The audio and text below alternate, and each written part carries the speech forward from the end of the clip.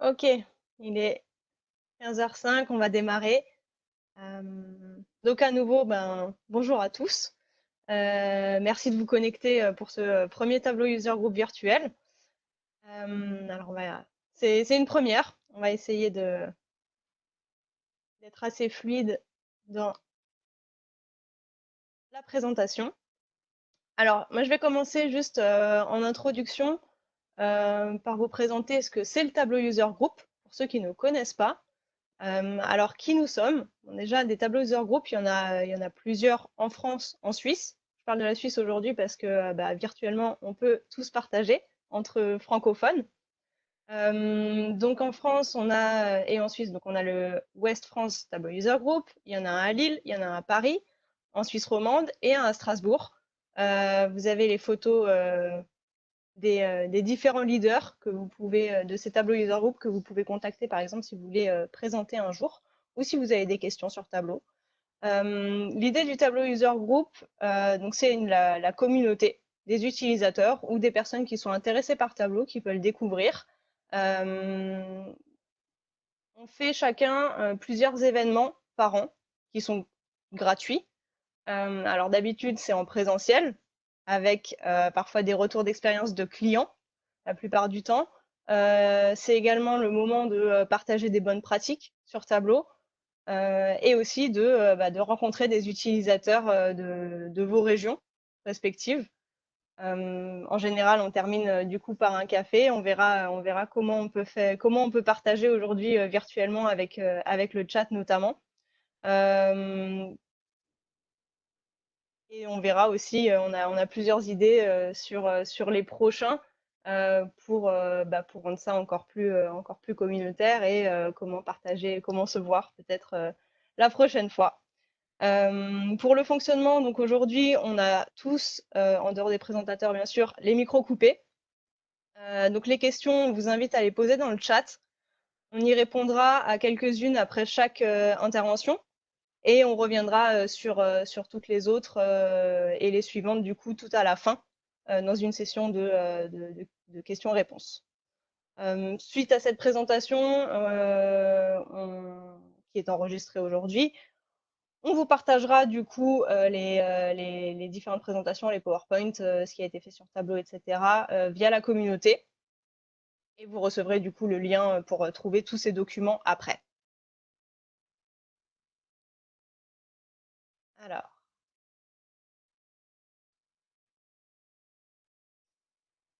petite précision sur la manière de recevoir les informations sur les différents tugs. Alors, j'ai pris l'exemple de Paris, puisque je suis responsable de Paris. Vous avez différents liens qui vous permettent, si vous souscrivez aux nouvelles, de recevoir automatiquement les invitations pour les prochains, de pouvoir poser vos questions, etc., d'accéder aux documents qui ont été postés aux anciens tableaux user group. N'hésitez pas du coup à vous inscrire, que ce soit du coup sur Paris, dans l'Ouest, à Strasbourg, à Lille, en Suisse. Voilà, pour les prochains, on va essayer, comme on l'a fait aujourd'hui, de partager plus largement.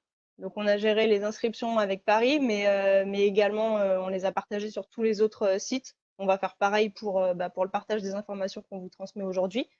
Je me permets également un petit message pour toutes les personnes, les utilisateurs Tableau qui seraient prêts ou qui voudraient présenter leur histoire avec Tableau ou un projet qu'ils ont fait lors d'un prochain TUG. Signalez-vous, prenez contact avec nous. Aujourd'hui, dans l'inscription, on avait mis dans le formulaire cette question. Il y a eu plusieurs réponses oui, donc je vous préviens, je me permettrai de prendre contact avec vous pour tous ceux qui ont répondu oui pour présenter les prochaines fois. Et puis, si c'est dans une autre ville, on se mettra en lien avec la personne responsable du tableau user group de cette ville, sans problème. Voilà. Pour l'agenda du jour. Donc, on va commencer avec Tristan Guilvin, qui est Tableau Zen Master et Ironviz Champion, qui va vous parler, du coup, vous présenter les secrets d'un dashboard efficace. On enchaînera ensuite avec Clélia, qui est Data Analyst chez Synaltic, partenaire de Tableau, qui vous présentera le data storytelling et comment raconter, du coup, vos données. Et on terminera avec Maxime Beau, qui est consultant analytics chez ActineVision, qui parlera du coup, il fera un focus sur l'utilisation des dates dans Tableau sous forme de petits trainings. Voilà pour l'agenda du jour. J'espère que ça répondra à vos attentes, à chacun.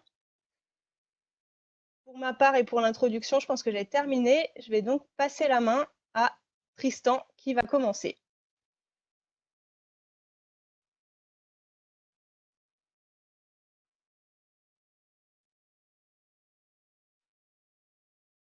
À tous. Alors, je vais partager mon écran. Petite précision, le temps que je fais ça, vous pouvez, déjà bonjour à tous les participants, vous pouvez poser vos questions dans le chat, mais aussi il y a une partie Q&A où si vous posez vos questions ici, on peut cliquer dessus et y répondre plus tard. Donc n'hésitez pas à poser vos questions durant les présentations et on prendra le temps d'y répondre durant les autres présentations, par exemple. Alors, alors j'espère que vous voyez mon écran. Si Caro, tu peux me dire si tu vois mon écran? Oui, c'est bon. C'est parfait. Super. Alors, pour ce premier tag virtuel, France et Suisse, on voulait faire quelques présentations et du coup, une de ces présentations est les secrets d'un tableau de bord efficace. Donc, je m'appelle Tristan Guilvin. Je travaille à mi-temps en tant que freelance et en tant que data visualization engineer chez Augury. J'ai découvert Tableau en 2015. En 2016, j'ai fait une première visualisation, on aura le temps d'y revenir un peu après, qui était Vise of the Day. Donc, Tableau choisit tous les jours une vise et la met en avant à travers son réseau. En 2017, j'ai remporté le championnat qui s'appelle Iron Vise à Las Vegas. On y reviendra aussi un peu plus tard. En 2018 et 2019, j'ai eu l'occasion de publier 2 livres en anglais pour apprendre à démarrer sur Tableau. Et finalement, en 2020, j'ai été sélectionné par Tableau pour faire partie des Zen Masters.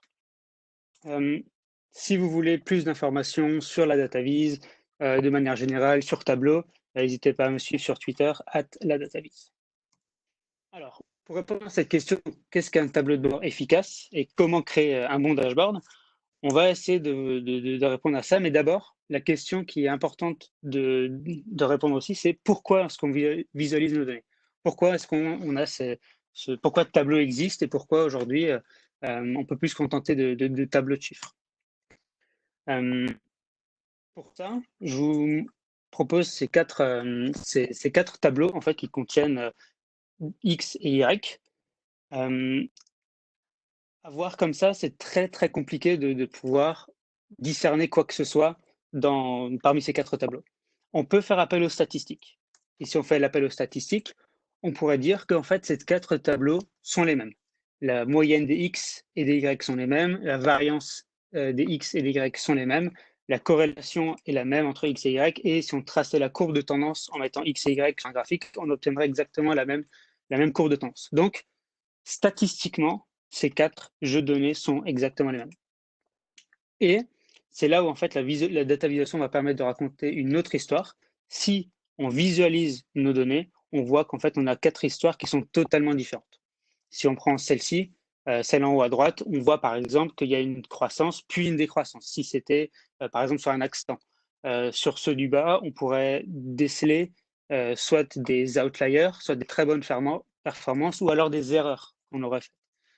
Donc vraiment visualiser la donnée, c'est primordial aujourd'hui pour comprendre la donnée et pouvoir être capable de raconter une histoire avec nos données et de savoir qu'en faire. Pour information, ces quatre éléments s'appellent le quartet d'Anscombe qui voulait justement prouver qu'en fait les statistiques ne suffisent pas et qu'aujourd'hui on a besoin de visualiser la donnée. La deuxième question, c'est comment visualiser les données.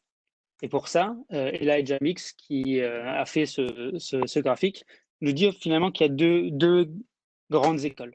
L'école de Stephen Few, qui va être plus sur une représentation précise, propre, plus statistique, on va dire, où la data vise est vue comme une compétence à être mis à profit pour faire un dashboard qui soit le plus simple à comprendre possible.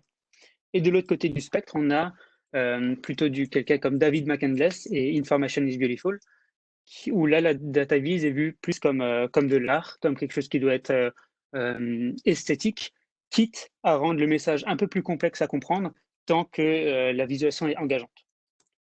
Mon approche, et je pense que ce vers quoi on doit tous essayer d'aller en tant que data vis engineer ou en tant que data analyst, c'est de se retrouver un peu au milieu, de faire à la fois quelque chose qui soit précis, qui soit facile à comprendre, mais qui soit aussi esthétique et on va dire joli à regarder. Il y a une troisième branche à ce spectre, à ce diagramme, qui est faire des dashboards qui sont ni jolis et ni faciles à comprendre. Et ça, on va essayer, c'est vraiment l'écueil dans lequel on va essayer de ne pas tomber aujourd'hui et ne pas faire ce genre de choses où il y a trop d'informations, c'est pas joli à regarder et c'est pas facile à comprendre. Donc, comment créer un bon dashboard? Pour pouvoir répondre à cette question, il faut répondre encore à une autre qui est qu'est-ce qu'un bon dashboard? Comment on définit qu'un dashboard est bon? Et pour ça, on a vraiment beaucoup de mots-clés, on va dire, qui peuvent permettre de dire qu'un dashboard est bon. C'est parce qu'il dit la vérité, parce qu'il est simple à comprendre, parce qu'on a une bonne esthétique, parce que le sujet est intéressant, parce qu'on a une bonne histoire, parce que les couleurs sont jolies. Donc, il y a vraiment un ensemble d'éléments qui permettent de dire est-ce qu'un dashboard est bon. Et pour essayer personnellement de répondre à cette question, qu'est-ce que je considère comme étant un bon dashboard? Je vais vous raconter une petite histoire personnelle. En 2017, quand j'ai participé à la finale de l'Airnis. Donc, pour ceux qui ne le savent pas, ce concours, c'est un concours de DataVis organisé par Tableau, où il faut créer un dashboard en 20 minutes sur scène, en direct, devant un grand nombre de personnes. Et bien sûr, la partie création, c'est pas la plus compliquée. On a les données en avance et en fait, on apprend vraiment à pouvoir reproduire le dashboard en 20 minutes. Mais en fait, la série de mouvements est vraiment appris. Par contre, ce qui est vraiment beaucoup plus complexe, c'est qu'on a 5 minutes pour vendre ce dashboard. Et personne ne l'a jamais vu avant. Et on se retrouve devant 10 000 personnes et un jury de 4 personnes qui découvrent pour la première fois notre tableau de bord et on doit réussir à dire que ce tableau de bord-là qu'on a fait est le meilleur. Et donc, pour essayer et pour réussir à faire de mon dashboard le meilleur parmi mes concurrents, je me suis posé la question, comment on peut faire un dashboard qui soit bon, un dashboard qui soit efficace? Et pour ça, j'ai regardé en fait mes propres expériences et les dashboards que j'avais fait par le passé qui ont bien fonctionné. Et j'ai essayé de répliquer ce qui a bien fonctionné dans mes dashboards précédents et de les mettre dans ce dashboard-là qui était très important pour moi. Donc, je vais partager avec vous un peu ce processus et je vais partager avec vous 3 dashboards que j'ai fait par le passé et on va essayer de voir ensemble qu'est-ce qu'ils ont comme point commun. Donc, ce premier dashboard que j'ai fait est sur la consommation de bière en Europe. C'était un de mes tout premiers dashboards. Il a été Vis of the Day.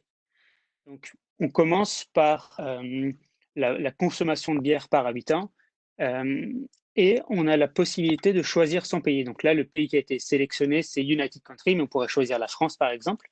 Et en choisissant ce pays, la seconde ligne de chaque texte est personnalisée pour prendre en compte le pays qu'on a sélectionné. Donc là, on a l'information globale et en dessous, une information sur le Royaume-Uni. Pareil, dans le graphique, on voit qu'il y a une ligne, une pression qui est en noir, et c'est le pays qu'on a sélectionné. Pareil, si je descends un peu après dans la production de bière ou dans le nombre de brasseries, on a toujours cette notion de on donne l'information générale et le pays qu'on a sélectionné va être en noir. Un deuxième dashboard que j'ai réalisé, et c'est ce dashboard qui m'a permis d'aller en finale à Las Vegas pour l'Ironviz, c'est sur les forêts. Et ce dashboard, est plus vu comme une histoire où en fait on se réveille au milieu d'une jungle et on ne sait pas trop ce qu'on fait là. Et le dashboard se constitue de 4 grands chapitres. Et au sein de ces chapitres, on peut cliquer sur différents éléments et en apprendre plus sur la forêt. Donc là, c'est sur la forêt, sur la biodiversité. Et en dessous, c'est plus sur la déforestation et les espèces en danger. Et à la fin, on a le troisième chapitre qui en fait nous invite à faire des recherches dans ce dashboard et à saisir un mot de passe pour débloquer la quatrième partie de l'histoire. Le dernier dashboard qui était sur la non-utilisation de la voiture pour aller au travail en Occitanie, où on s'intéresse aux personnes qui peuvent potentiellement être sans voiture, aux personnes qui n'utilisent effectivement pas leur voiture. Et à la fin, je pose la question, et vous, où en fait les habitants d'Occitanie pouvaient saisir où est-ce qu'ils habitent, où est-ce qu'ils travaillent, et voir le nombre de personnes qui effectuaient ce trajet également pour faire du covoiturage, ou potentiellement voir est-ce qu'il est possible de faire ce trajet en vélo. Et donc c'est le dashboard que vous avez vu juste avant, celui-ci. J'ai remporté le second prix du Toulouse DataVis qui organise chaque année un hackathon. Donc quel est le point de ces 3 dashboards qui m'ont tous permis qui ont tous remporté un prix, on va dire? Eh ben, on va essayer de découvrir ensemble. Donc j'ai mis les 3 dashboards sur cette page. On va enlever les couleurs parce qu'au final, la couleur n'a aucun impact sur la qualité de ces dashboards. Et on va essayer de mettre en évidence 3 choses. Premièrement, tous ces dashboards sont compréhensibles. C'est-à-dire quand on rentre dedans, quand on les découvre pour la première fois, on comprend rapidement quel est le sujet. Le deuxième est que j'essaie de les rendre intéressants. En les rendant intéressants, c'est-à-dire essayer de faire, d'apprendre quelque chose aux personnes qui vont les consulter et de rendre le sujet en lui-même intéressant. La troisième partie, c'est de le rendre personnel. Donc à la fois dans celle sur la non-utilisation de la voiture en demandant et vous, dans celle sur les forêts en invitant l'utilisateur à fouiller et à découvrir la fin de l'histoire, ou dans celui de la bière où la personne pouvait sélectionner son pays et il avait des informations personnelles par rapport à son pays. Ces dashboards ont quelque chose de personnel où les gens pouvaient se l'approprier. Donc j'ai essayé de, de prendre ces trois grands éléments et de les mettre dans mon dashboard pour la remise. Donc pour rendre un dashboard compréhensible, tout d'abord, il faut voilà, donc la première partie, c'était de rendre mon dashboard compréhensible. Le sujet, c'était le marché immobilier en Amérique. Donc, toute la partie gauche de mon dashboard est juste là pour rendre le dashboard compréhensible et permettre aux gens de comprendre de quoi on allait parler. Donc, quel titre, premièrement, et ensuite les 3 grandes phases de la crise immobilière américaine avec la bulle immobilière, la crise et la recovery quand les choses commençaient à aller mieux. Pour avoir un dashboard compréhensible, il faut un contexte. C'est la première chose qui est très importante. Il faut un contexte dans votre dashboard.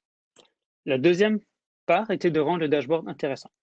Pour rendre mon dashboard de l'analyse intéressant, la partie du milieu représentait une timeline état par état de la crise. Les états qui sont en rouge sont les états dans lesquels le prix de l'immobilier a baissé et les états qui sont en bleu sont les états dans lesquels le prix a augmenté. Et on a la même chose avec la barre. La part bleue, c'est quand ça augmente et la part rouge, c'est quand le prix diminue. Et avec une animation, j'ai montré en fait la crise arriver en direct. Donc on voit les premiers états qui commencent à aller en rouge. Et là, en fait, on arrive en 2008, vraiment dans la crise, où le prix de l'immobilier s'est vraiment effondré en Amérique. Et là, petit à petit, les choses sont animées. Donc pour rendre ce dashboard intéressant, j'ai créé cette animation. Donc pour rendre un dashboard intéressant, il faut une analyse. Il faut pouvoir apprendre quelque chose ou en tout cas analyser les données pour les personnes qui vont consulter le dashboard. La troisième partie, c'est le dashboard personnel.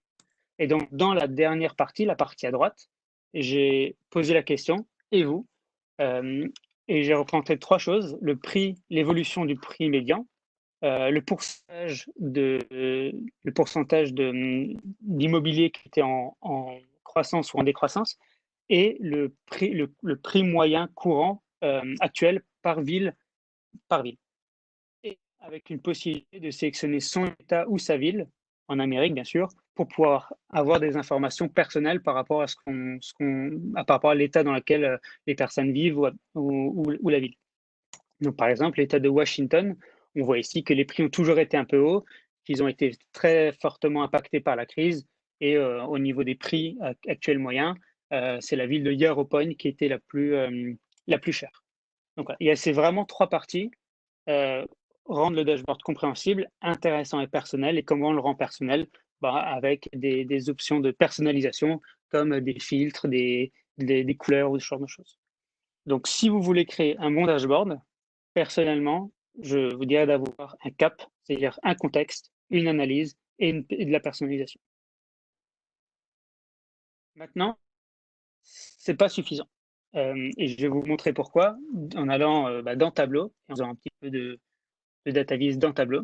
Donc, ce dashboard, il a un cap, il a un contexte, on a un titre, on a le profit qui est en bleu, de la même couleur que la ligne et les barres ici. Donc, on comprend rapidement le contexte. On va étudier le profit en 2019. Ce dashboard, il est une analyse. On analyse le profit par sous-catégorie et son évolution dans le temps. Et il est personnalisable parce qu'on peut sélectionner mon pays, par exemple la France, pour avoir des informations sur le pays qui m'intéresse, la France. Donc, il a un cap. Mais quand on crée un dashboard en Tableau, il ne faut jamais s'arrêter à la première idée. Il faut toujours essayer de creuser et d'aller le plus loin possible dans l'analyse. Donc, c'est vraiment le point du milieu qui est le plus important, le A, l'analyse, où je vous invite à vraiment pousser l'analyse toujours plus loin. Et on va essayer de voir comment on peut faire ça directement dans Tableau. Donc, pour ça, je vais ouvrir cette partie-là, cette feuille, le profit par sous-catégorie, et on va essayer de voir comment est-ce qu'on peut pousser l'analyse. Je vois ici le profit réalisé par catégorie et sous-catégorie avec filtre sur l'année qui est 2019. Pardon. Donc, c'est l'année la plus récente que j'ai. Ce qui pourrait être plus intéressant, en fait, on voit que les tables sont négatives. Et en fait, si vous connaissez un petit peu le jeu de données de Tableau, il y a toujours un problème sur les tables. Et on va essayer, en fait, qu'est-ce qu'on pourrait apprendre de plus que ça? Est-ce que c'est suffisant pour pouvoir prendre une décision aujourd'hui et pour pouvoir avoir la certitude que c'est sur les tables que je dois me concentrer? Donc, ce qu'on va faire, c'est qu'on va se poser la question, au final, juste avec cette information, je peux pas prendre toutes les décisions que je veux. Peut-être qu'un indicateur qui est plus intéressant, ce serait de comparer par rapport à l'année précédente. Donc, on va essayer de faire ça. Donc, je vais simplement pour l'instant retirer le filtre de l'année 2019 et on va créer un champ calculé qui est le profit en 2019 et dire si l'année de ma commande est 2019, alors je renvoie le profit.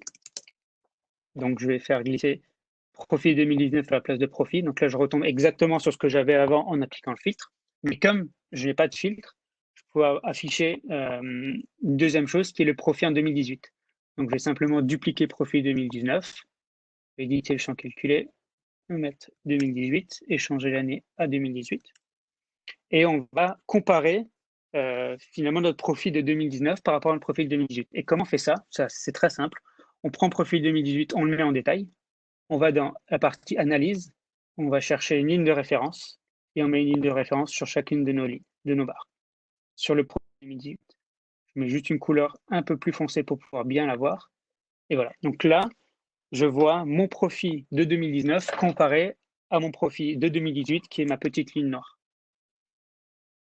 Je peux aller rapidement un tout petit peu plus loin que ça et dire en fait, si c'est ce qui m'intéresse, je vais le mettre en couleur. Donc là, on va regarder est-ce que le profit de 2019 est plus grand que le profit de 2018. On va faire le calcul somme de profit 2019 plus grand que somme de profit 2018. Donc ça va me répondre vrai ou faux. Est-ce que le profit en 2019 est plus grand que non ou plus grand ou non qu'en 2018? Et je vais mettre ça en couleur. Rapidement changer de couleur pour voir ce qui m'intéresse, c'est-à-dire est-ce que quand ce n'est pas le cas, il va être quand c'est vrai en gris. Et rapidement, on a une information qu'on n'avait pas forcément ou qu'on avait du mal à voir, qui est qu'en fait, on a 5 sous-catégories de produits où on a fait pire qu'en 2018. Et peut-être que ces 5 catégories-là sont les sous-catégories qui sont intéressantes à étudier ou en tout cas à essayer de comprendre qu'est-ce qui s'est passé. Mais au final, on ne va pas s'arrêter là. Parce que comme je vous le dis, on va toujours essayer d'aller creuser plus loin. Et si finalement, c'est cette différence entre 2018 et 2019 qui nous intéresse, et en fait, c'est le levier qu'on a pour détecter une sous-catégorie qui a un problème, c'est vraiment cette différence d'une année à l'autre, là où on a fait moins bien. C'est ça qui nous intéresse, autant visualiser ça tout de suite. Donc, on va créer un nouveau champ calculé et on va appeler ça la différence des profits. Et on va faire la somme des profits en 2019 moins la somme profit en 2018. Et c'est cette information-là que je vais afficher et on va supprimer la ligne de référence parce que du coup, là, elle n'a plus aucun intérêt. et on va les trier du petit au plus grand pour vraiment mettre en avant ceux qui sont problématiques. Et là, on se rend compte de quelque chose qu'on n'avait pas forcément vu avant, où dans la vue initiale, on disait, on a un problème sur les tables. Et a priori, non. On a un problème. Le plus gros problème, il est sur les chaises. Parce que c'est cette sous-catégories de produits où on a eu la plus grosse perte par rapport à l'an dernier. Pour compléter la visualisation, je vais simplement mettre la différence de profit en et ce qu'on peut faire, c'est sur différence de profit dans les propriétés par défaut, on va mettre, hop,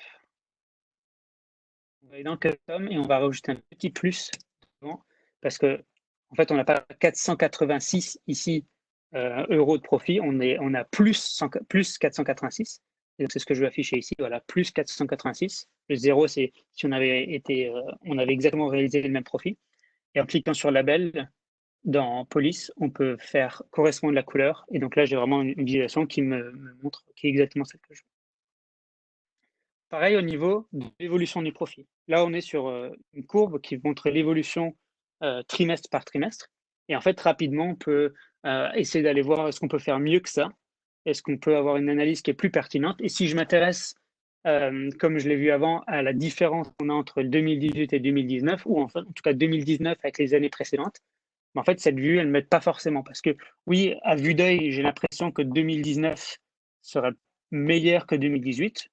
Mais de combien, à quelle proportion, est-ce que c'est toujours été le cas les précédentes années? On n'est pas sûr. Donc, on va rapidement changer ça. Donc, pour changer ça, on va mettre la date de commande en couleur et on va passer au niveau des mois. Donc là, chaque courbe est une année et on a l'évolution mois par mois de chaque année. Ce qu'on va faire, c'est qu'on ne va pas regarder le profit chaque mois, mais on va le regarder de manière cumulée. Donc, on va faire le cumul du profit. Et donc là, je vois que 2019 finit effectivement bien au-dessus de 2018. Toujours pour essayer de penser couleur et esthétisme, on va rapidement changer ça. On va mettre les années également couleur en taille pour mettre l'année la plus récente un peu plus grosse pour qu'elle soit plus visible.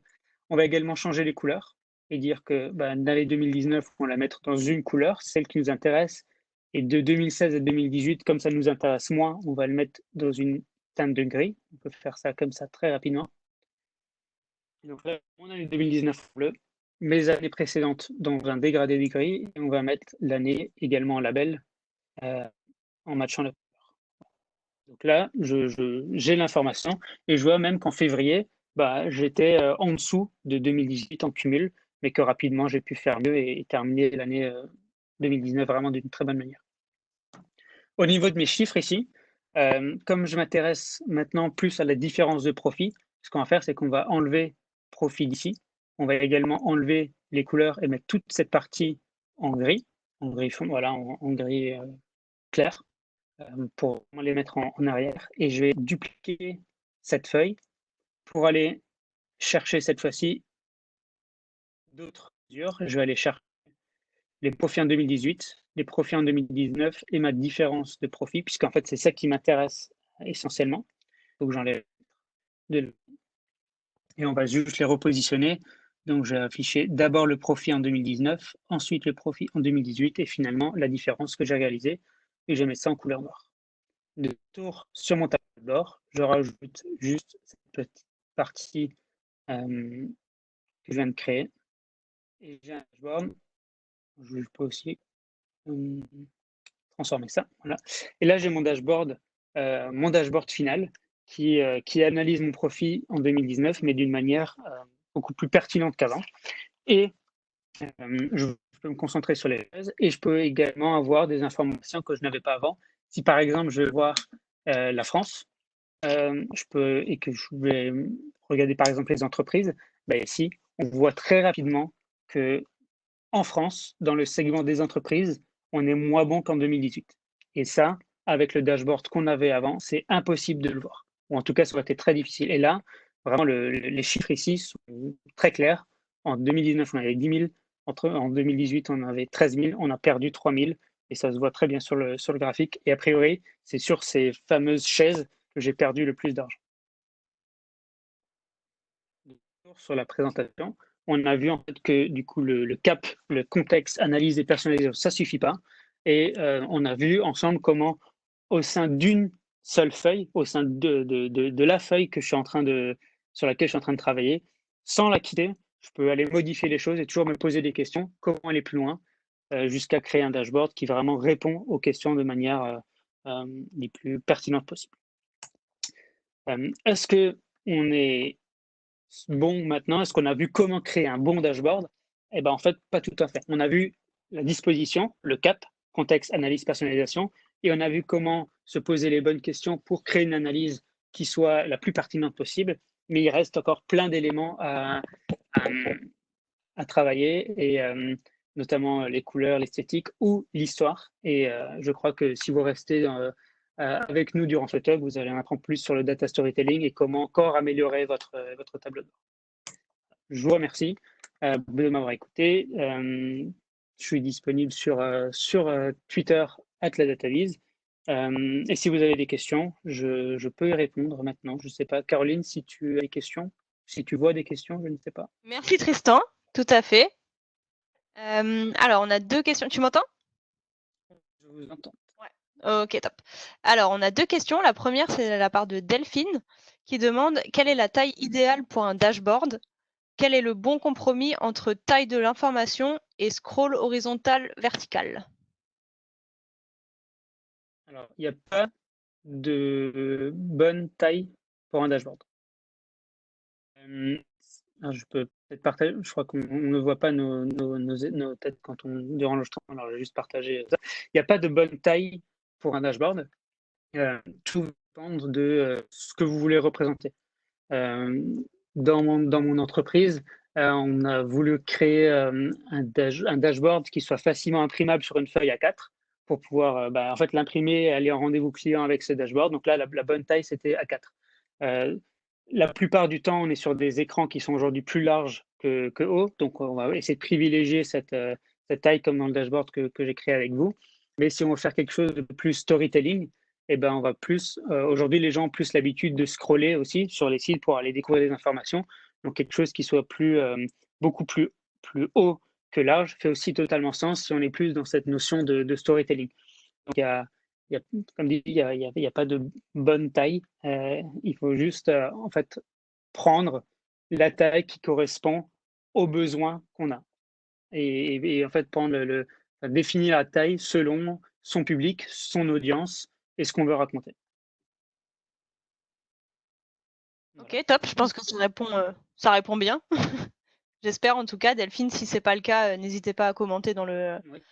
la section Q&A à nouveau. On va passer sur une deuxième question du coup de Mélanie qui demande: «Quel effort sur la data quality pour produire un dashboard efficace?» Alors, il y a une expression, peut-être pas donnée ici, mais parce que c'est enregistré, mais j'aurais très volontiers donné dans un tag en live, qui est en gros, si on donne à manger des choses pas comestibles à un tableau d'or, et ben, il va pas en reproduire des choses comestibles non plus. Euh, donc, typiquement, si on n'a pas une qualité de données qui soit suffisante, en fait, tout le dashboard en lui-même n'a pas lieu d'être, parce que on a beau avoir le plus beau graphique, le plus beau dashboard avec la plus belle esthétique possible et avec vraiment faire appel à des designers extraordinaires qui vont vraiment avoir les couleurs parfaites. Si finalement les chiffres qu'on veut représenter ne sont pas bons, le dashboard il sert à rien. Donc, dans, ma- dans mon travail au quotidien, en fait, la première chose que je fais avant de créer tout tableau de bord, c'est de vérifier les données et de vérifier que ce qu'on montre, c'est d'abord juste. Et ça, pour moi, ça va être la priorité de tout tableau de bord, c'est de montrer des informations qui sont justes, qu'on soit sûr que si on prend une décision par rapport à ce qu'on voit, c'est la bonne décision et qu'on n'est pas en train de se tromper. Donc, toujours vérifier que nos données sont correctes. Et une fois qu'on est sûr, une fois qu'on a confiance en nos données, et une fois qu'on a confiance dans la manière dont on a mis ça en tableau, et ben après, on peut être libre de le visualiser de n'importe quelle manière. Mais avoir des données de bonne qualité, c'est primordial. Ok, top. Tu peux peut-être donner un ratio global préparation et qualité de données vis-à-vis de la visualisation en général? Combien de temps ça te prend dans tes projets peut-être? Une idée? Pas trop, puisque en fait aujourd'hui, moi je me concentre. C'est pour peut-être une question pour les deux prochaines personnes qui sont encore dans le conseil. Moi aujourd'hui, je suis data vis engineer, je m'occupe que de la partie data vis.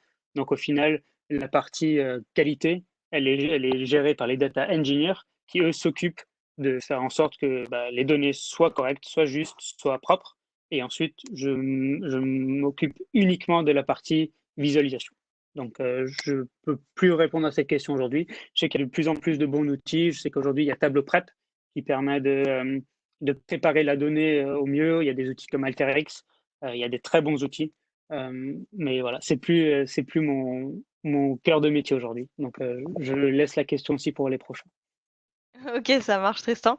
On va prendre une dernière question qui est très rapide et après, je pense qu'on va passer à la suite. On prendra les autres tout à la fin pour pas trop déborder. C'était Frédéric qui demandait, la question a disparu, combien d'heures tu as passé pour la vis sur la bière?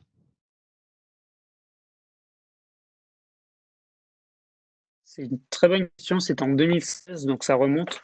Là, typiquement, je ne compte pas forcément mes heures. C'est forcément en dehors du travail et c'est forcément sur mes soirs et week-ends. Euh, mais on va dire qu'un dashboard bien construit comme ce que je peux avoir sur Tableau Public, c'est en gros sur une semaine de travail. Euh, et quand je dis une semaine, c'est pas une semaine non-stop, hein, c'est une semaine en travaillant dessus, quelques heures tous les soirs, on va dire. Donc ouais, on va dire sur une vingtaine d'heures de travail. Peut-être un peu moins aujourd'hui, mais en 2016, c'était clairement ça. Mais quand on aime ce qu'on fait, on ne compte pas les heures. On compte pas. Voilà, Ça marche, merci Tristan. Je te propose du coup merci à vous. de passer la main à Clélia et on te retrouve après pour la suite des questions. Lélia, tu as.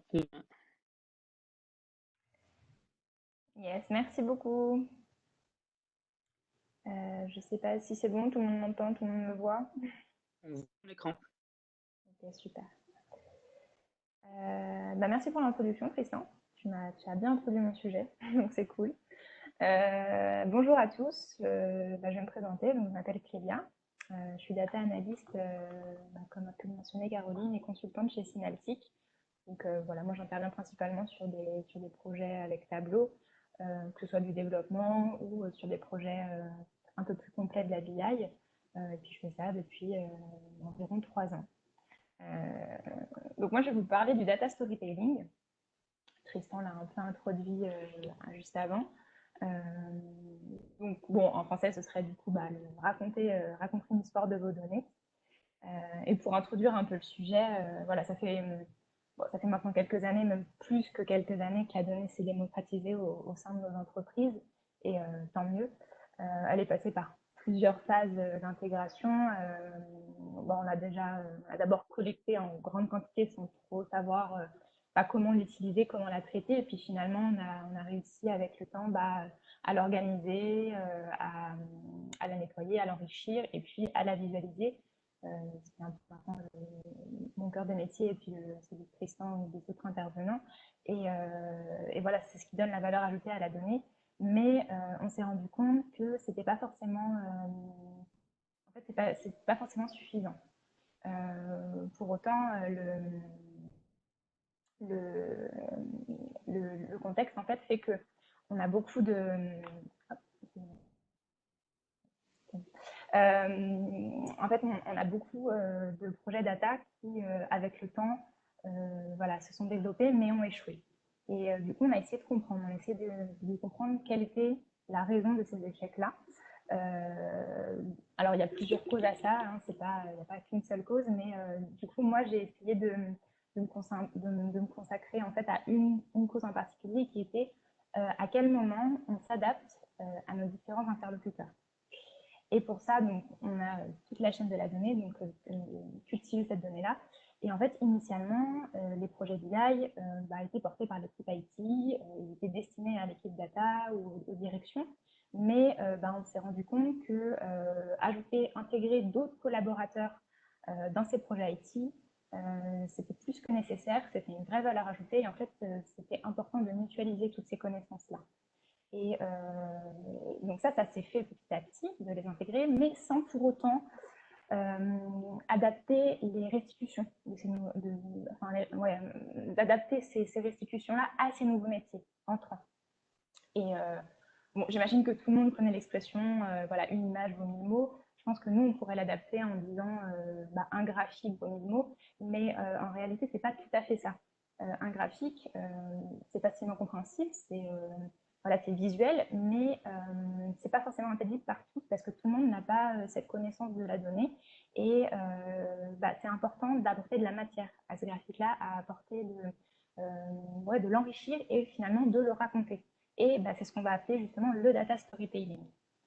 Je vous ai mis une petite définition très rapide de ce que je viens de dire. Donc voilà, c'est la capacité de combiner la visualisation à de la narration pour aider justement les décideurs à comprendre et à les guider plus facilement vers les décisions qu'ils doivent prendre.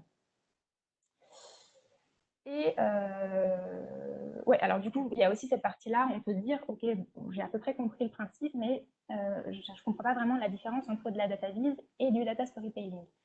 Donc, comme l'a dit Tristan, la vise va me permettre de visualiser cette donnée-là, de la rendre beaucoup plus digeste et accessible. Mais en fait, le data storytelling va permettre d'expliquer cette donnée-là par du texte, par en fait le contextualiser. Donc finalement, c'est pas des différences, c'est juste complémentaire à la data visualisation. Et c'est ce qu'on avait tendance à oublier, dans ces projets data. C'est voilà, on voulait restituer visuellement des choses, mais sans vraiment leur apporter le fond, le contexte et l'explication qui pouvait aller avec. D'ailleurs, si je reprends cette chaîne-là, finalement, raconter irait juste dans la suite logique de visualiser et viendrait compléter cette chaîne de la valeur de la donnée. Alors, du coup, les questions classiques, ce serait pourquoi et comment. Pourquoi, j'en ai déjà justement un petit peu parlé, mais en fait, si vous n'impliquez pas les décideurs dans la découverte de la donnée, vous perdez votre plus grand auditoire et du coup la plus-value de vos rapports.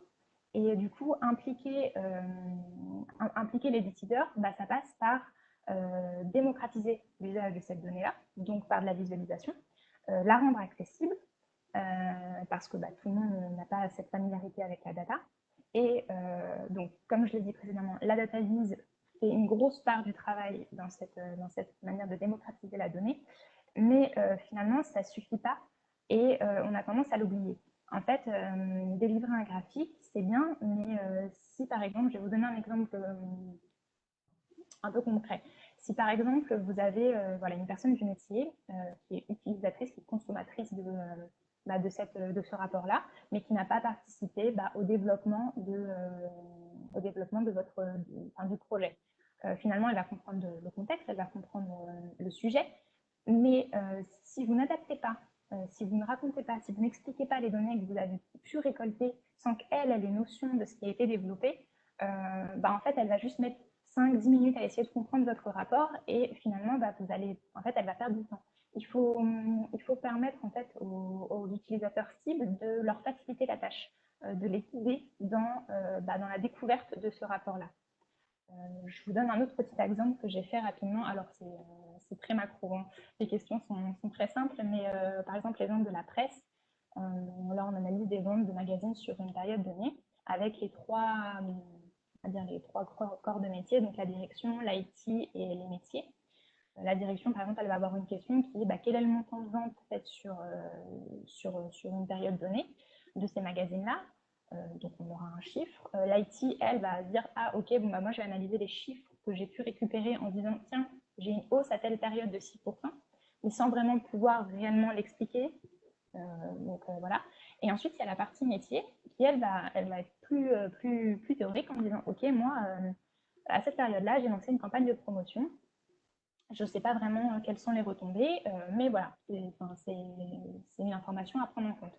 Et finalement, en combinant ces trois informations, on va permettre de développer un tableau de bord qui va être pertinent pour les 3 personnes. C'est-à-dire que pour l'IT, elle va pouvoir expliquer cette hausse de 6%. OK. Alors, l'expliquer, ce n'est pas forcément la seule raison. Il peut y avoir plein d'autres raisons. C'est juste une corrélation entre les deux. OK, se dire, bon, à cette période-là, le 19 avril, le métier a lancé une campagne de promotion, on constate une hausse. Et finalement, la direction dire, OK, on constate une hausse, ça veut dire peut-être que ça fonctionne, pourquoi pas le reproduire dans le temps.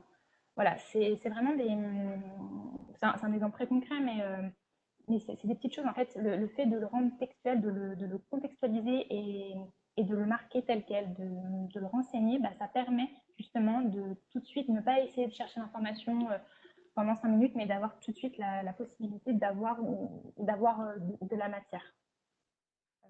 Donc là, j'ai parlé un peu plus théorie, etc. Je vous ai quand même donné un petit exemple, mais je vais vous donner juste des petits côtés pratiques de comment on peut mettre en place ce data storytelling. Ça reprend la façon classique de construire une data visualisation, hein. Ça reprend ce que vient de dire Tristan de toute façon, mais voilà, on va pouvoir un peu plus agrémenter certaines choses. Donc on garde le fil conducteur, voilà, répondre à une question ou à des questions, mais en tous les cas avoir un tableau qui soit cohérent et qui, voilà, à la fin de votre développement, vous pouvez vous dire, ok, est-ce que les chiffres, est-ce que ce que j'ai développé répond répond au besoin initial, répond à la question. J'espère que ce sera le cas. Mais du coup, voilà, ça c'est la première chose à prendre en compte. Et ensuite, j'ai mis 3 items, il peut y en avoir d'autres, mais le second, ce serait la clarté. Et la clarté, ça prend en compte les indicateurs pertinents. Ce que je veux dire par là, c'est que ça ne sert à rien de surcharger vos tableaux de bord de 50 indicateurs quand finalement 3 peuvent faire l'affaire ou 3 expliquent vos données.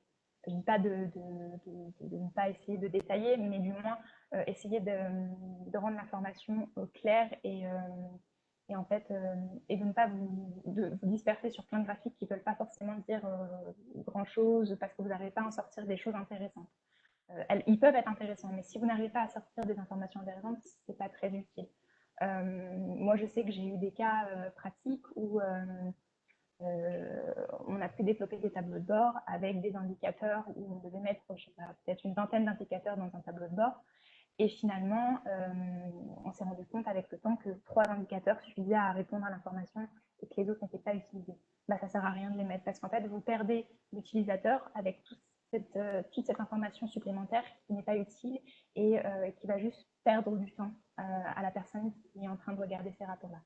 Et l'autre chose, c'est le mode article. Alors ça, c'est un peu différent de ce qu'on fait habituellement. Donc, il y avait la question justement tout à l'heure de quelle est la taille qu'on utilise pour un tableau de bord. Comme l'a bien dit Tristan, il n'y a pas forcément de taille, mais pour ce qui est du data storytelling, en fait, on va privilégier le mode article, c'est-à-dire un mode de scroll où on va voilà, avoir une taille en longueur pour faciliter l'interactivité, en fait, l'utilisation de ce rapport-là, parce que déjà c'est familier, c'est intuitif, et puis ça évite d'aller piocher dans les onglets annexes. Voilà, on a sur une première partie tout de suite les informations nécessaires. Donc ça, c'est une première partie. Ensuite, il y a la partie personnalisée. Ça rentre dans aussi tout à fait ce qu'a pu dire Tristan. Quand je disais que fallait intégrer les métiers, c'est aussi, en fait, ça va intégrer ces métiers-là, ça va permettre de se poser les bonnes questions et de pouvoir aussi personnaliser l'histoire avec du vocabulaire métier, des définitions métiers, en fait, de tout simplement pouvoir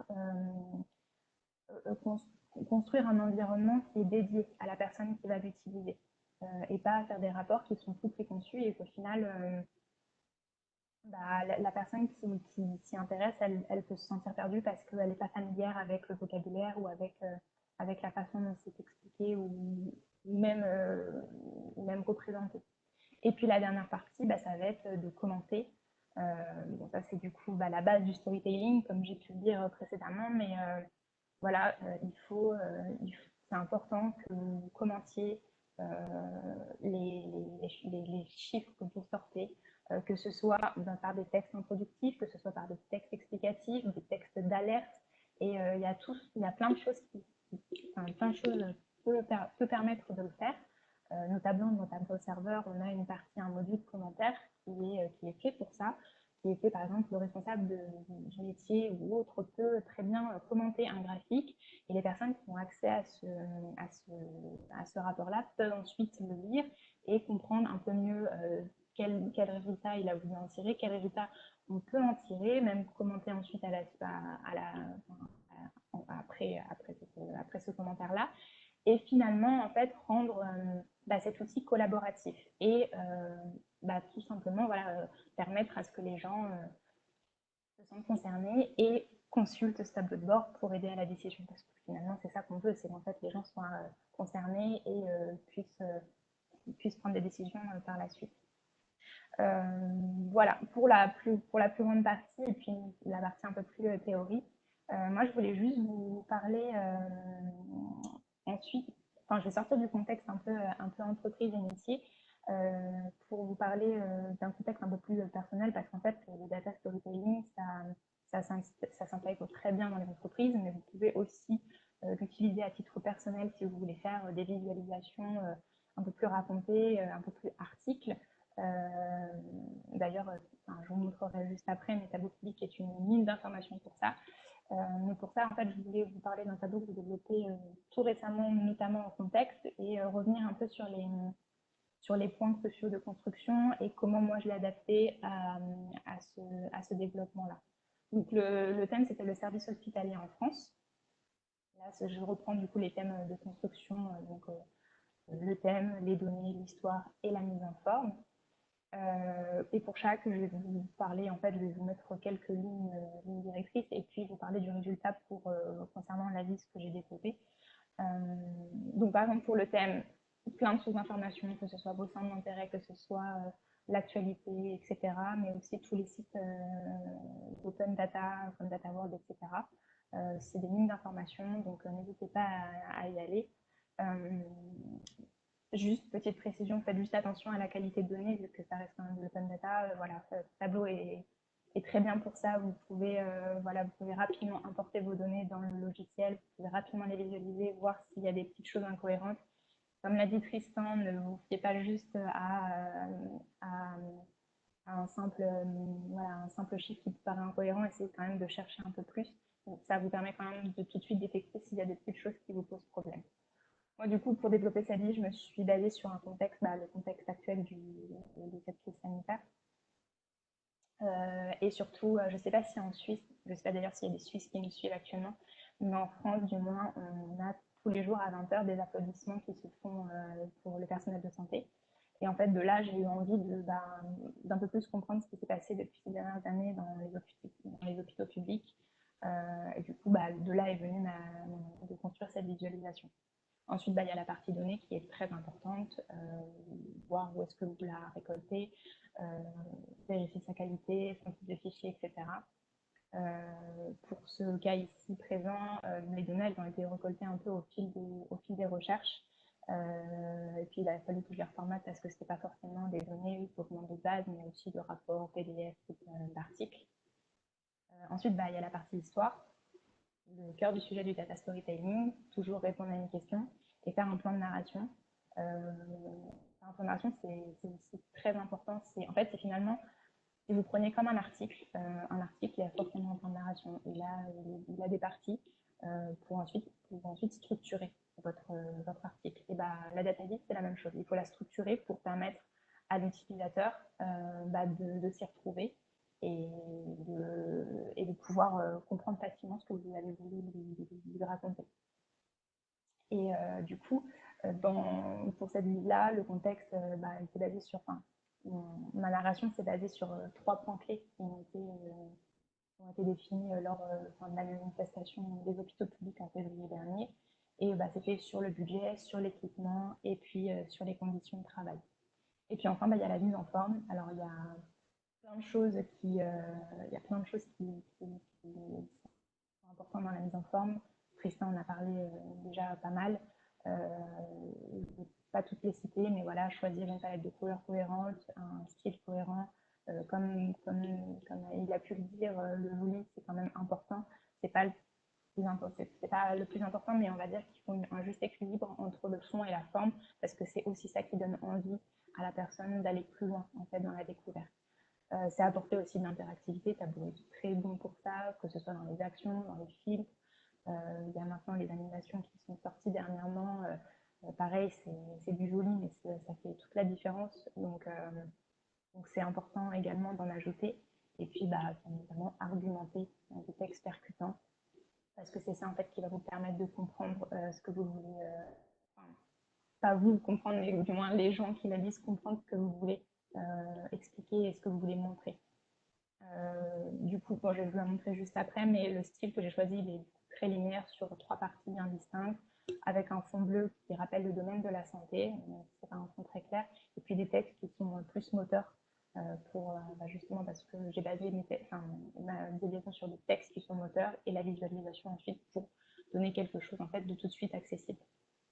Je ne vais pas rentrer dans le détail, si vous voulez aller la consulter sur Tableau Public, elle est disponible, mais voilà, toujours cette notion d'introduction, c'est bien, même si le texte, le titre peut être très éloquent et pas besoin d'introduction. Maintenant, c'est quand même intéressant toujours de mettre une petite introduction pour expliquer de quoi ça parle, tout simplement. Et puis ensuite, vous avez la partie budget dont je vous ai parlé, ensuite la partie conditions de travail et la troisième partie qui est sur le personnel de santé. Et si je reviens là, voilà, tout à gauche, vous avez toute la visualisation qui est présentée. Et puis, je vous ai mis très succinctement, un mini extrait de ce qu'on peut trouver sur Tableau Public avec tout plein de personnes qui sont très intéressantes. Donc, n'hésitez pas, si vous avez, si ça vous intéresse et si vous êtes passionné par ça, d'aller y faire un tour. C'est vraiment une mine d'informations. Tous les jours, il y a des nouvelles choses qui sortent. Que ce soit dans le fond ou la forme, c'est toujours. Il y a des choses qui sont vraiment extra. Et n'hésitez pas juste à y aller si tout ça vous intéresse. Et voilà. Je vous remercie pour votre attention. Et si jamais vous avez des questions, on y répondra juste après Maxime. Et du coup, je vais laisser la parole à Maxime, tout simplement. Merci.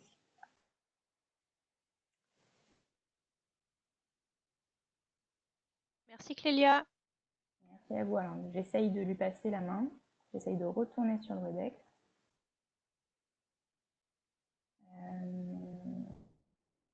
Hop là.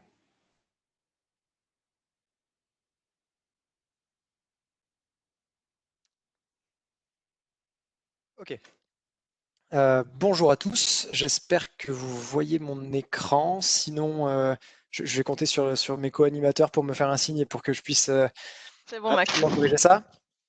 Donc, bonjour à toutes et à tous et bienvenue du coup dans cette dernière session du tableau user group virtuel français et suisse. Dernière session du coup dédiée à un petit, on va dire, tableau training. On va faire ce qu'on peut avec le temps imparti. Sur l'utilisation des dates, sur la gestion des dates et sur l'utilisation des dates dans Tableau Software. Donc, je vais commencer par rapidement me présenter. Donc, je suis Maxime Beau, consultant analytics pour une société qui s'appelle ActinVision. Donc, je suis à Strasbourg. Et mon travail, c'est d'accompagner mes clients au jour le jour dans leur utilisation de Tableau Software. Ça va passer par de la formation utilisateur, du coaching personnalisé utilisateur et de la réalisation de dashboards, on va dire, sur mesure en fonction des différents besoins du client. Aujourd'hui, j'ai pris le parti de vous faire une présentation un petit peu technique et malgré le peu de temps imparti, d'essayer de donner un point de vue le plus global possible sur ce qu'on va pouvoir faire avec des dates dans Tableau Software.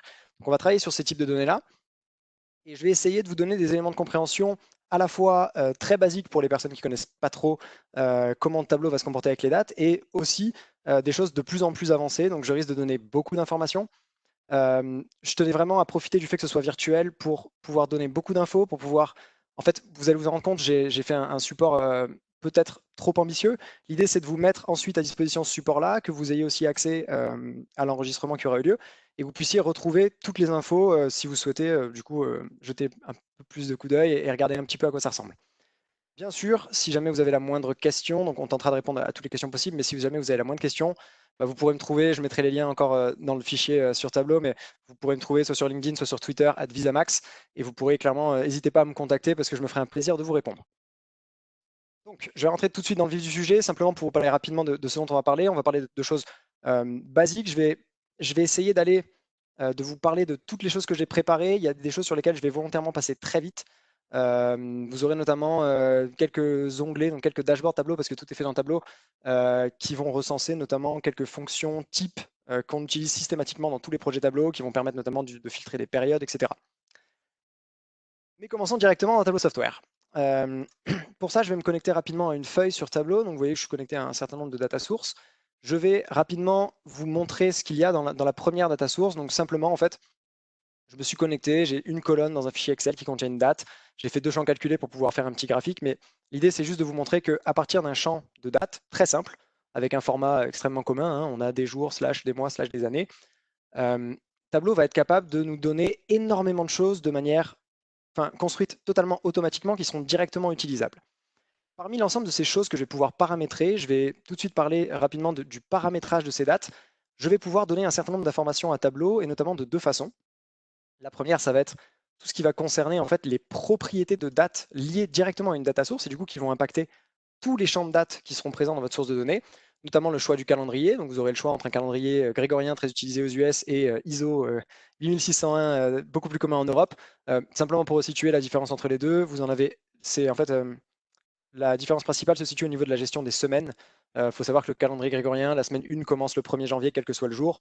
Pour le calendrier ISO 8601, on va avoir en fait la semaine 1 va être la semaine dans laquelle la date du 4 janvier est présente. Bref, vous allez pouvoir configurer un fonctionnement en année fiscale pour dire à Tableau que vous ne voulez pas forcément regarder un calendrier de manière vraiment calendaire de janvier à décembre, mais plutôt peut-être, je sais pas, sur un exercice comptable qui va aller de juillet à juin, etc. Et vous allez pouvoir gérer tout un tas de formats. Encore une fois, tout ce que je vous dis, ça vous sera transmis et ce sera résumé dans un certain nombre de feuilles que je vous présenterai. Donc voilà, je vais passer très vite, vous aurez accès à tout ce contenu-là. Autre chose que je vais pouvoir faire, c'est simplement en fait définir des propriétés par défaut qui, elles, seront liées à chacune des dates qui seront présentes dans mes sources de données.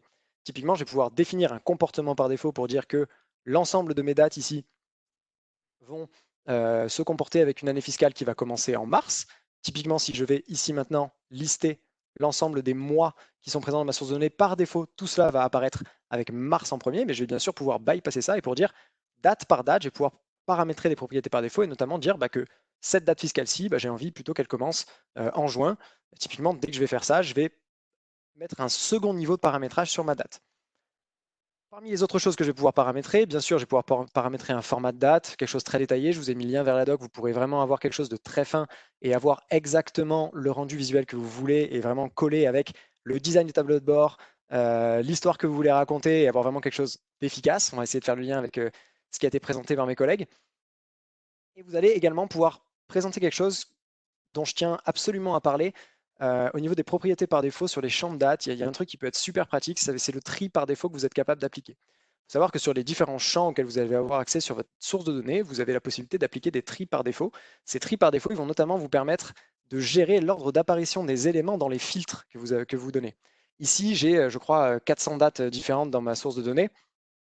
Ça peut être très intéressant de dire, je vais appliquer un tri par défaut sur mes dates pour faire en sorte que systématiquement la première valeur disponible soit la valeur la plus récente et non ce que j'avais par défaut qui était le tri croissant et qui me donnait au début 2018, ce qui aurait imposé aux utilisateurs du coup de faire des scrolls pour aller chercher systématiquement la dernière date si besoin. Bien sûr, dans n'importe quel fil sur tableau, vous avez systématiquement, lorsque vous utilisez un fil de type discret, vous avez la possibilité de cocher cette case-ci et de systématiquement filtrer votre dashboard sur la dernière date. Je vous le conseille, c'est quelque chose de vraiment très pratique quand vous voulez mettre à disposition de l'information sur le serveur. Je ne vais pas m'étendre plus au niveau des propriétés par défaut. Ce sur quoi j'aimerais mettre l'accent, c'est sur le comportement de Tableau vis-à-vis des dates. Ici, je vais simplement revenir sur une année fiscale qui commence en janvier. Ce que vous voyez ici, c'est que j'ai double-cliqué sur un champ qui est une date, qui est identifié par ce petit logo, qui pourrait être un date time et qui se comporterait de la même façon, sauf que j'aurai aussi une gestion des heures, minutes et des secondes. Et sur ce champ de date, Tableau va me donner énormément de propositions lorsque je vais ouvrir le menu. Parmi ces propositions, je vais mettre l'accent sur 2 choses. La première, c'est la coexistence de 2 hiérarchies de dates. Je vais y revenir. Et la deuxième, c'est la gestion entre ce qu'on appelle les éléments qui sont discrets et les éléments qui sont continus. Pour ce qui concerne les 2 hiérarchies de dates, il faut savoir qu'à chaque fois que vous allez utiliser un champ de date dans Tableau, vous allez avoir 2 hiérarchies qui vont cohabiter. La première, et c'est pour ça d'ailleurs que vous voyez année, trimestre, mois qui sont répétés typiquement tout au long des deux hiérarchies. Ce qu'il faut savoir, c'est que vous avez la possibilité systématiquement de travailler avec ce qu'on appelle les parties de date, c'est la première hiérarchie, et les valeurs de date. Les parties de date, ça va être une possibilité qui vous est donnée par tableau d'extraire, et je vais vraiment insister sur le mot extraire, d'une date, d'un champ qui va être jour, mois, année, un numéro, un nombre entier qui va correspondre à ce que vous voulez récupérer. Alors, Tableau gère aussi du formatage, et c'est pour ça qu'il ne m'affiche pas des nombres entre 1 et 12 lorsque je vais choisir des mois, il va m'afficher le nom qui est associé. Mais je vais extraire d'une date une information sous forme d'un nombre entier sans prendre en compte tout le contexte autour de cette date. C'est-à-dire que si je considère les mois, je vais considérer les mois et je vais regarder les valeurs, quelles que soient les années. C'est ce qui va d'ailleurs me permettre de faire ce type de visualisation-là, où je vais pouvoir comparer plusieurs années entre elles en affichant mes données mois par mois sur une même colonne, sur un même plan, pour pouvoir bien les comparer. À l'inverse, si je considère maintenant la deuxième hiérarchie de date qui va être disponible, celle qui est la valeur de date, donc c'est celle-ci, vous voyez d'ailleurs ici au niveau de la présentation, vous allez avoir la possibilité non pas d'extraire un nombre, mais plutôt de ramener une date à un élément par an. Typiquement, ce que je vais dire, c'est que je vais ramener toutes les dates au premier du mois, au premier du trimestre, au premier de l'année. Ce que ça va me permettre de faire, en fait, c'est de gérer le nombre de points qui s'affichent. Ici, typiquement, si je passe en date exacte, on va avoir énormément de bruit parce que j'ai beaucoup de dates. Ça ne m'intéresse pas d'afficher l'ensemble des dates disponibles. Ce qui m'intéresse, c'est d'afficher un point par mois avec un point de vue qui soit consolidé. Et je vais donc pour ça passer sur des mois de date. Je vais ramener l'ensemble des dates au premier du mois. Ce que ça me permet dans ce cas-ci, c'est de suivre une évolution temporelle en assurant une certaine continuité, en différenciant les années entre elles et simplement en ramenant mes dates à un point de départ qui va être commun. On va toutes les ramener au début du mois, on va toutes les ramener au début du trimestre, de l'année, etc. Petit résumé de ces deux hiérarchies et de comment est-ce qu'elles se comportent. Ici, ce que vous voyez, c'est un ensemble des dates, donc en fait exactement les mêmes dates. Vous allez retrouver 2 années dans chacune des couleurs et vous allez avoir à chaque fois le comportement des deux hiérarchies. La hiérarchie partie de date, qui au passage est générée par une fonction qui s'appelle le datepart, et la hiérarchie valeur de date, qui elle est générée avec ce qu'on appelle la fonction dateTrunk. Typiquement, ces deux hiérarchies, vous allez toutes les deux pouvoir les utiliser de manière discrète ou continue. Du coup, vous allez pouvoir lister l'ensemble des valeurs disponibles vraiment sous forme de liste et créer des en-têtes, ou représenter ces valeurs sur un axe, et du coup, vraiment travailler de manière continue. Si je prends un exemple qui va être par exemple cette date-ci qui est le 15 mars, ce que vous allez voir, c'est que selon la hiérarchie que je vais choisir, le résultat va être totalement différent. Ce qu'on va voir ici, c'est que si je récupère les mois dans la hiérarchie de valeur de date, le 15 mars va passer au 1er mars et je vais conserver un type date. Je vais passer au 1er mars pour les mois, au 1er janvier pour la date de début du trimestre et je vais rester au 1er janvier pour la date de début de l'année. Si à l'inverse, je regarde tout ce qui concerne les parties de date, là, qu'est-ce qui se passe? Je vais extraire le numéro de mois et du coup, je vais avoir 3 en valeur de date. Du coup, je vais extraire vraiment le numéro qui correspond au mois. Je vais avoir 3 pour le 15 mars. Je vais avoir 1 pour le premier trimestre sur les 4 disponibles. Et si je reviens au niveau de l'année, là, je vais refaire ma différenciation entre mes deux années, puisque chacune d'entre elles va rentrer dans le nombre entier à 4, avec un format sur 4 chiffres, qui va identifier les différentes années. Donc, je tenais absolument à insister là-dessus parce que c'est, quand on commence sur Tableau, généralement une source d'ennui parce qu'on hésite toujours un petit peu entre l'une ou l'autre. Et c'est très important de bien comprendre ce qu'on va représenter parce que le message peut être totalement différent. Autre chose qui va être super important lorsqu'on va utiliser les dates, c'est de bien choisir comment est-ce qu'on va les représenter. Est-ce qu'on va les représenter de manière discrète, lister les valeurs, ou est-ce qu'on va les représenter de manière continue? Je vais prendre ici un exemple, simplement pour vous parler de la différence qu'il va y avoir entre discret et continu. Lorsque j'utilise des éléments qui sont bleus, des éléments qui sont discrets, ici ce que vous voyez c'est que j'ai travaillé avec la valeur de date de manière discrète, donc j'ai listé les différents éléments. Tableau va représenter et va lister l'ensemble des mois ici, sous forme d'en-tête d'ailleurs, que je vais pouvoir sélectionner, et va me mettre une barre avec une valeur associée pour chacun des mois années. Si maintenant je convertis cette donnée en... Alors, les données sont exactement les mêmes, mais si simplement je passe de discret d'un listing de valeurs à continu, où je vais représenter ces valeurs sur un axe, on va remarquer une différence énorme. Ce qui se passe, c'est que lorsque je travaille avec un axe continu, forcément j'ajoute du contexte dans ce que je regarde. Je vais placer mes mois sur un axe de temps et du coup prendre en compte une éventuelle distance entre les différents points que je représente. Et Et ça va être fondamental parce que du coup, on va se rendre compte que si j'avais travaillé ici en discret, étant donné qu'il manque des données dans ma source de données, typiquement, je n'aurais pas transmis l'information qui indique à mon utilisateur qu'il y a un énorme trou de données. Il se serait peut-être dit, tiens, la tendance a l'air plutôt stable et tout a l'air de bien se passer. Donc je voulais juste faire ce petit warning à ce niveau-là parce que c'est quelque chose qui me paraît personnellement extrêmement important. Je vais passer rapidement sur tout ce qui concerne les filtres de date. Comme je vous l'ai dit, vous avez 2 hiérarchies qui coexistent. Vous avez également la possibilité d'utiliser chacune de ces hiérarchies de manière discrète ou de manière continue. À chaque fois que vous allez utiliser l'une ou l'autre de ces hiérarchies de manière discrète, vous allez avoir des filtres qui vont vous donner des listings. Du coup, vous allez avoir des cases à cocher, vous allez pouvoir filtrer les données sous certaines conditions, en effectuant des tops, des bottoms, des choses comme ça. Et à chaque fois que vous allez utiliser et vous allez travailler avec des éléments qui vont être des éléments continus, vous allez travailler sur des plages de valeurs. Vous allez définir un début, une fin, un minimum, un maximum. Et vous allez vraiment considérer toutes les données qui se situent sur une range. Simplement, pourquoi est-ce que j'ai créé cela? Parce que en fait, ce que je vous dis là, c'est évident et ça marche en fait avec l'ensemble des types de données.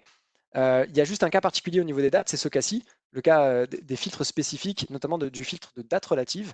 Vous allez pouvoir en fait donner la possibilité à un utilisateur d'avoir accès en fait à cette petite invite ici et de filtrer ces données de manière très flexible en utilisant en fait, en paramétrant un grain temporel qui va l'intéresser. Donc j'aimerais voir des années, des mois, des trimestres. Et qu'est-ce que j'aimerais voir? Est-ce que j'aimerais voir le dernier trimestre, le trimestre suivant, les 3 derniers, les 5 prochains jours, les 4 dernières années, etc. C'est un filtre qui est vraiment très spécifique à l'utilisation des dates et il va être, dans certains cas, très puissant. Donc voilà pour toute la partie qui va concerner ce qui est disponible de base, sans aucun calcul et simplement avec du drag and drop et en jouant avec les différents menus. Je suis conscient que je passe vite là-dessus. Encore une fois, voilà, le support est un peu plus détaillé. Vous aurez accès à tout le contenu et n'hésitez pas à me contacter si vous avez des questions. Je vais maintenant passer à la partie qui va concerner un peu plus l'enrichissement. Qu'est-ce que je vais pouvoir faire de ces données-là et qu'est-ce que je vais pouvoir faire avec ces dates? Ça va passer par quelque chose qui s'appelle les champs calculés. Typiquement, si je vais juste ici rapidement sur une feuille de calcul pour vous montrer ce que c'est qu'un champ calculé, au cas où si vous ne savez pas, je vais pouvoir ici cliquer sur créer un champ calculé et avoir accès à une fenêtre d'édition qui va me permettre de rajouter des données en fait dans ma source de données, rajouter une nouvelle colonne dont le résultat va dépendre de ce que je vais écrire dans cette case. Si je m'intéresse aux transformations que je vais pouvoir faire sur des dates, je vais voir qu'il y a un certain nombre de fonctions. Elles sont toutes très bien documentées à la fois sur le site de Tableau et vous avez des exemples lorsque vous êtes en mode édition.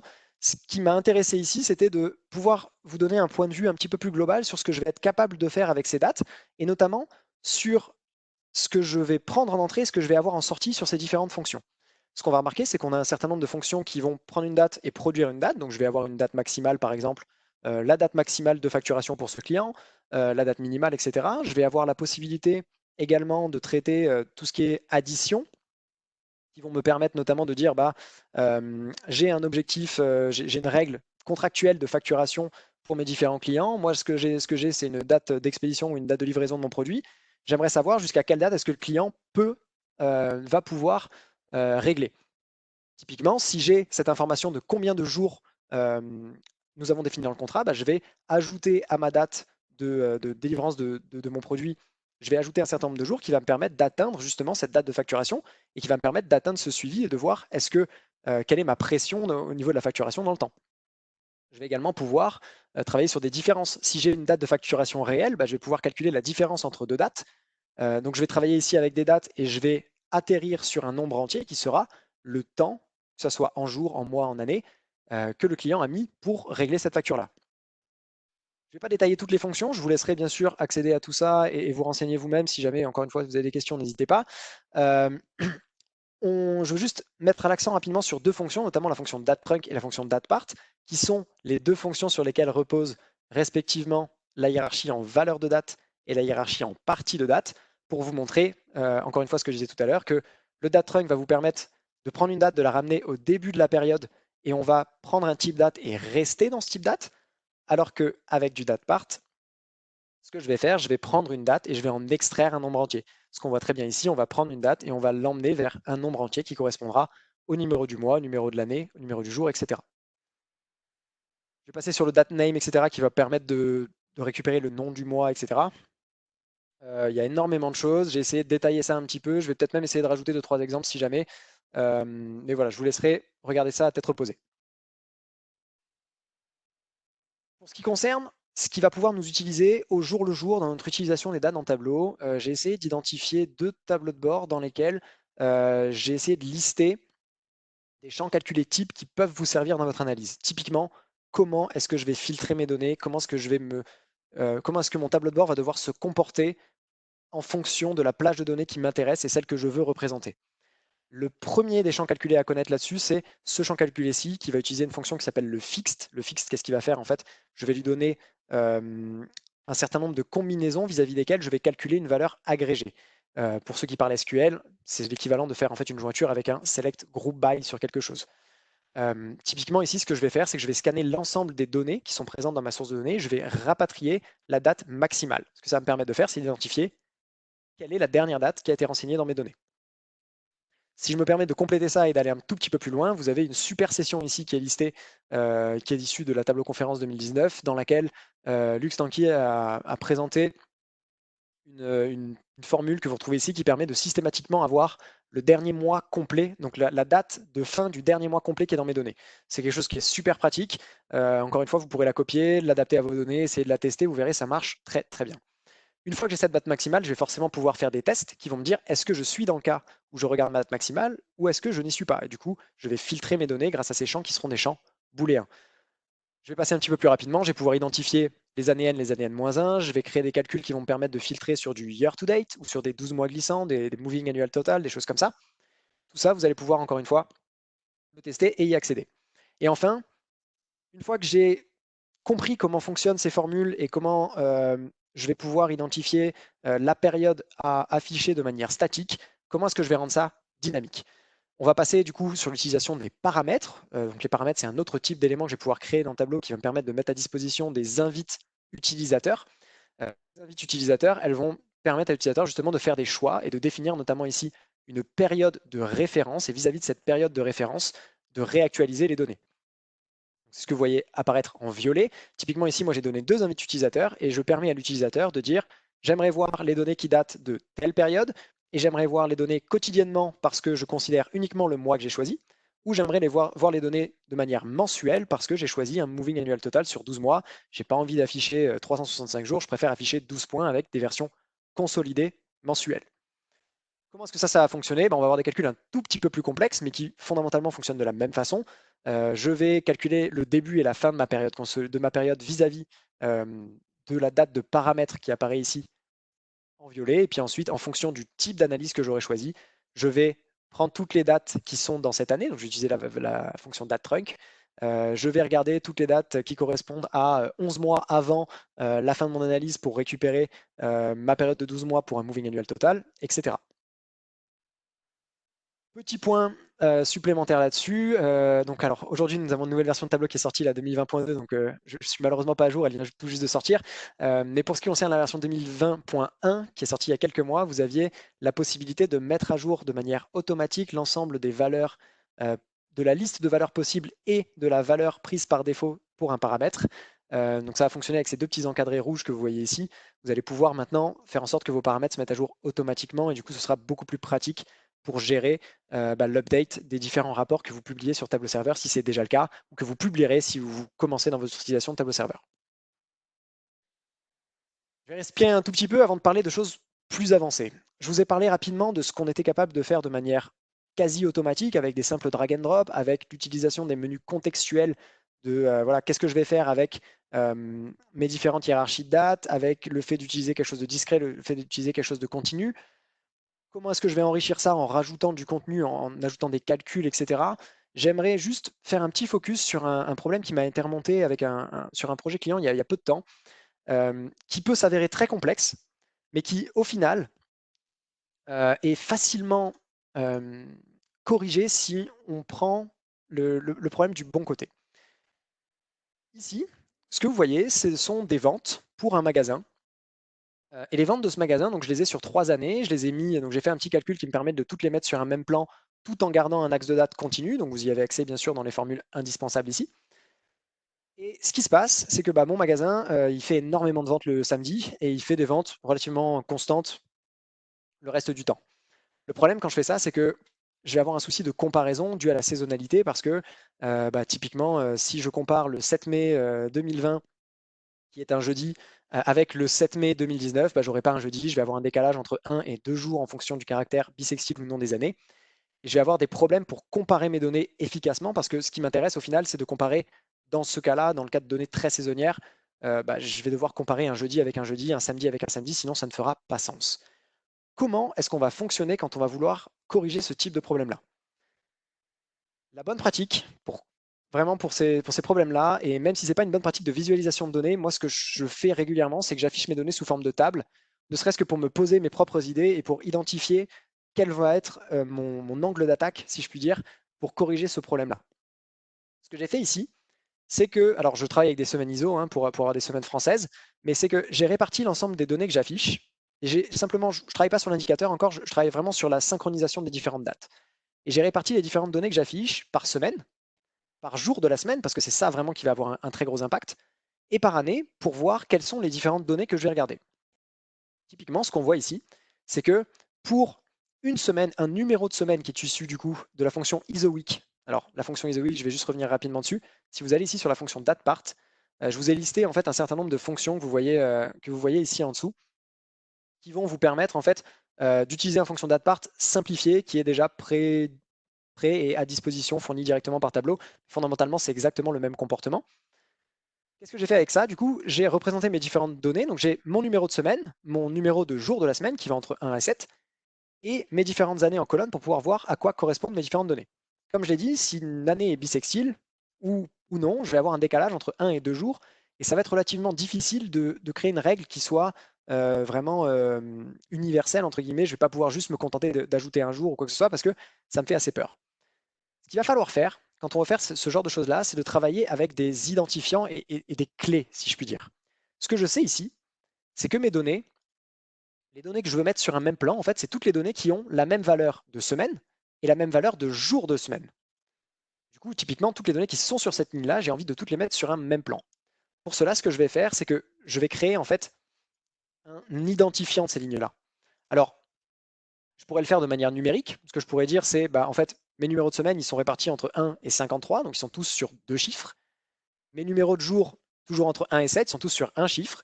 Ce que je pourrais tout à fait faire, c'est dire, je vais créer un identifiant. Cet identifiant-là, en fait, il va commencer par 2 chiffres qui vont correspondre au numéro de semaine, plus un chiffre qui sera le numéro de jour. Typiquement, je pourrais tout à fait faire ça, et ce sera mon identifiant de semaine. Et typiquement, cet élément-là, ça va devenir une sorte de clé qui va me permettre d'enrichir un petit peu mes calculs en tableau et de dire, en fait, ce qui m'intéresse, c'est de récupérer la date maximale pour chacune de ces clés-là. Donc, ce que je vais faire pour ça, je vais faire un calcul qui, encore une fois, va reposer sur la fonction fixe. Et cette fonction fixe, ce qu'elle va me permettre de faire, c'est que je vais identifier en fait la période sur laquelle afficher l'ensemble de mes données. Et ce que je vais dire, c'est, je vais faire un calcul pour chaque valeur différente de cet identifiant que j'ai créé. Et pour chaque valeur de cet identifiant que j'ai créé, je vais aller chercher la date maximale. Lorsque je vais faire ça, lorsque je vais aller chercher cette date maximale, ce qui va se passer, c'est que je vais être capable d'avoir un champ de date commun. Vous voyez ici, mon identifiant période, c'est bien un type date. Je vais avoir un champ de date qui soit commun à l'ensemble de mes 3 années. Qu'est-ce que je peux faire à partir de ça? Je peux utiliser ce champ-là, même si il est systématiquement ici. Vous le voyez, en fait, tout est au 5 août 2018, alors que ma date en 2016, c'était le 7 août, ma date en 2017, c'était le 6 août. Au final, moi, ça m'intéresse que très peu. Je pourrais rajouter cette information-là si je le souhaite, mais ce qui m'intéresse, c'est vraiment de tout mettre sur un même plan. Donc, du coup, ce que je vais faire, c'est que je vais me servir de cette date-ci à la place de mes dates d'origine pour tout mettre sur un même plan. Donc, si je reviens sur mon graphique, une fois que j'ai créé mon identifiant ici de période, la seule chose qui va me rester à faire, c'est de remplacer ma date d'origine par ma nouvelle date qui va tout rassembler sur un même plan. Et donc, en raisonnant vraiment par identifiant et avec un raisonnement en fait logique relativement simple, on est capable de supprimer de la saisonnalité. Pourquoi est-ce que je mets l'accent sur ce problème qui est un peu spécifique? Alors, tout le monde ne va pas le rencontrer. Par contre, la démarche et la philosophie de Tableau à laquelle ça fait appel, c'est vraiment très symptomatique de l'outil. Tableau, c'est un outil qui est super pour ça, et c'est pour ça que moi, après 4 ans, je m'amuse toujours à travailler avec mes clients. Parce qu'en fait, on a tout un tas de choses qui sont faisables extrêmement facilement, qu'on va pouvoir faire vraiment en très peu de temps.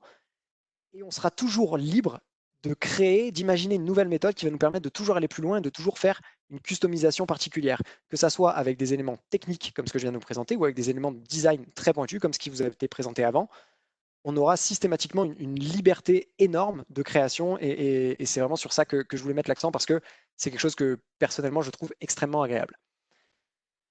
Je suis conscient d'avoir parlé très vite. Encore une fois, on vous donnera tous les éléments. Je vais du coup vous remercier. J'ai mis quelques références du coup aux éléments que j'ai utilisés.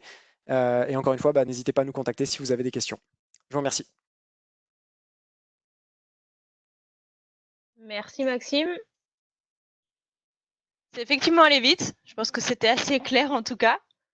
Il y a eu quelques questions, effectivement. Tristan y a répondu par écrit, du coup, dans le chat. Je ne sais pas s'il y en a certaines qu'on a ratées, du coup. Il y en avait une qui est une date par ordre chronologique lorsqu'elles ne le sont pas.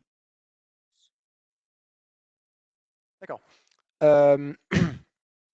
Alors là, du coup, ce qu'il va falloir faire, par défaut, en fait, même si elles ne sont pas dans la source, par défaut, normalement, il devrait vous donner le format de date devrait être trié dans l'ordre croissant.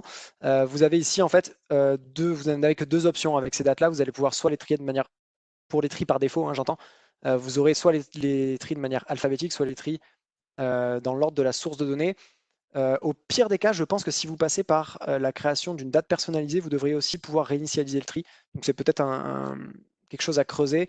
J'avoue que cette question m'intrigue un petit peu. J'aimerais bien voir le fichier si c'est possible pour y répondre peut-être de manière un peu plus précise. Donc à la limite, contactez-moi, on regardera ça. Très bien. Est-ce qu'il y a d'autres questions? Maxime, tu peux peut-être juste où trouvez vos supports dont vous parlez. On vous les partagera, les supports, via un lien que vous allez recevoir de la même manière que vous avez reçu aujourd'hui en début d'après-midi le reminder pour le tableau user group. Donc ce sera partagé par mailing de la même manière.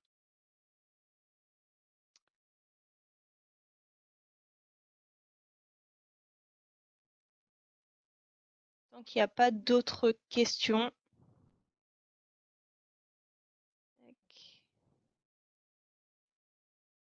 Alors, on va terminer sur des bonnes nouvelles. Juste une petite précision, je crois qu'il y a quelqu'un qui a demandé où est-ce qu'on pouvait trouver les exemples de dashboard ou de data storytelling. C'est sur Tableau public. Voilà. Je ne sais pas si c'était la question de la bonne réponse, parce que j'ai vu dans le chat. Voilà. Merci Clélia, je n'avais pas vu passer celle-là. Je vais me permettre de rajouter de manière générale, je pense ne pas trop m'avancer en disant que si vous trouvez, si vous regardez le Twitter de Clélia, de Tristan ou le mien, vous aurez, si vous allez voir un petit peu dans les personnes qui sont suivies dans ces différents comptes, vous devriez trouver énormément de très bons contenus. La communauté est extrêmement variée, hyper active, il y a vraiment énormément de choses. Vous pouvez aussi simplement aller sur Tableau public dans la galerie et vous aurez vraiment énormément de choses publiées tous les jours. Il y a que du super contenu là-dedans.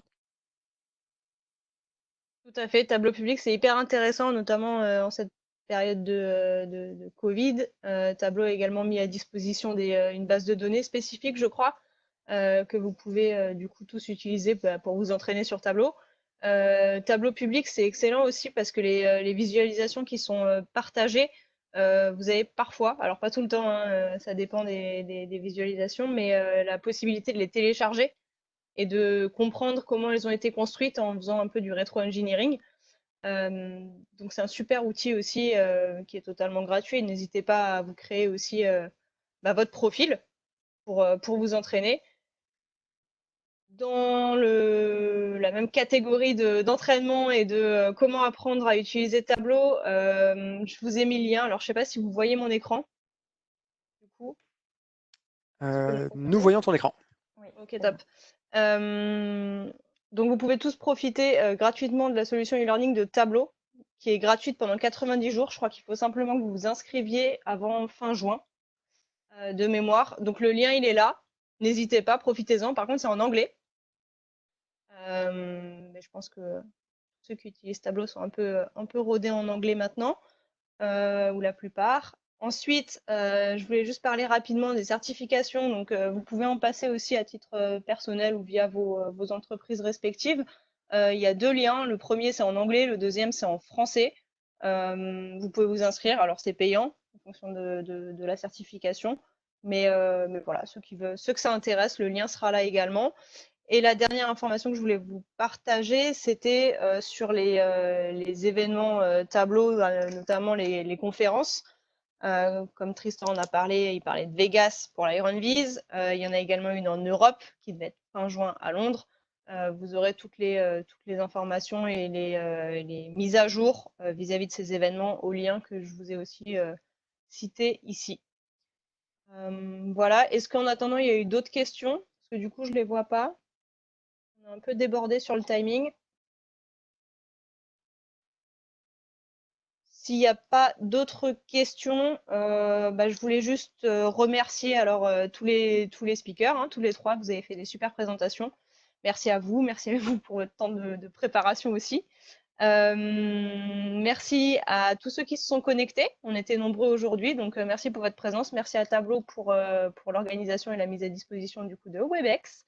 Le prochain Tableau User Group sera le 10 juin, en virtuel également. Vous recevrez du coup les invitations comme on l'a fait pour celui-là. Et donc, au plaisir de tous vous revoir. Yes, merci à toi aussi, Caroline, pour l'organisation. Merci à tous de nous donner ces opportunités-là, de partager un petit peu ce qui nous passionne.